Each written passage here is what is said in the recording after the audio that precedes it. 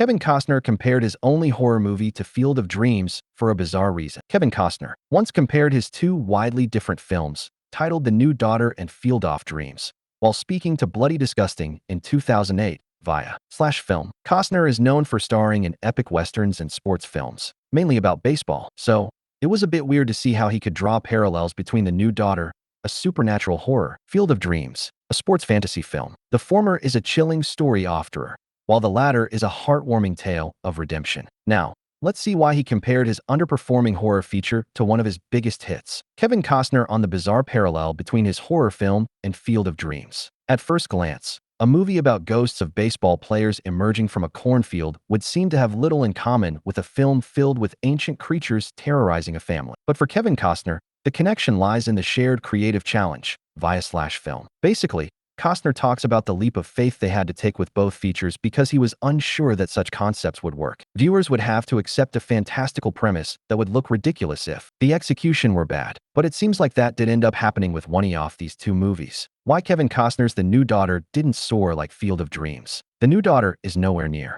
the cultural and critical acclaim of Field of Dreams. The 2009 horror film was met with poor reception, and a primary reason for the mismatch could be what audiences expect out of Kevin Costner. He's known for being in either heroic or dramatic roles, so it's hard to accept him in a full-blown supernatural setting, almost helpless. Critics also complained about the movie's pacing and underdeveloped plot, plus the ending was a bit too ambiguous for most people. On the other hand, Field of Dreams had a universal appeal and message, with Costner at his best. So even though both films were creatively risky, The New Daughter didn't pay off in the same way. So, do you now agree with Costner's comparison of the two? You can watch The New Daughter on Prime and rent or buy Field of Dreams on Amazon, USA.